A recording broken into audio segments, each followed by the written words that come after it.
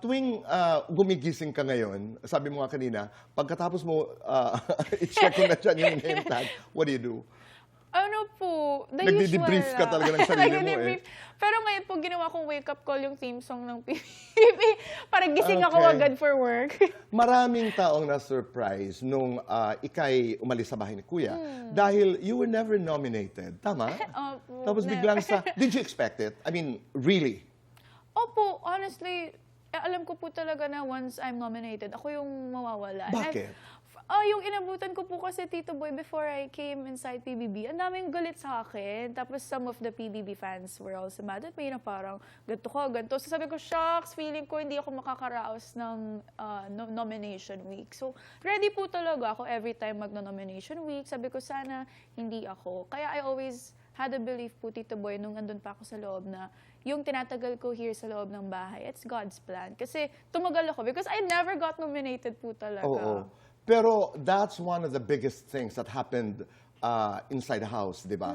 Kasi sabi mo nga parang nawalan ka ng maraming bashers. Opo. Oo, hindi man big winner, pero big winner ka doon sa Opo. kwentong yun. What's the story? Kasi coming inside po, Tito Boy, yun po yung main reason ko why I wanted to go inside PBB. Because? Naalala ko po talaga, message ko pa si Miss Tracy na gusto ko ipakita sa mundo kung sino po talaga ako. Ayoko na ang daming misconceptions about me as a person.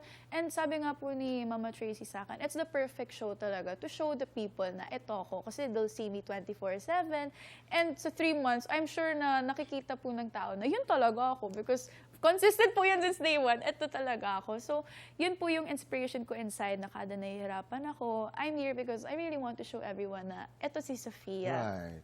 At saka, yung talking about bashers, maraming mga bashers, marami ang hindi nakaka-appreciate sa'yo, who are now vocal about their appreciation. Opo. Nakakatuwa, no? Opo, sobra. Kaya nung paglabas ko po, Tito Boy, nakatulog po ako 8 a.m. na. Kasi hindi ako makapaniwala Binabasa mo? na, totoo ba to? Kasi yung bashers po, I was only praying kay Lord na sana mabawasan sila or sana makita nila na mali. Pero sobrang yung binigay po ni Lord, more than what I At prayed ibinigay for. nga, di ba? Opo. At ibinigay nga. Pero ngayon, pag nakakakita ka halimbawa ng paminsan-minsan, because bashers will always be there, ano na ang attitude mo towards bashing? Iniisip ko na lang po, Tito Boy, blessed po. Paglabas ko, wala pa ako nakikita ulit. That's good. Thank Huwag na you. natin pag-usapan yun.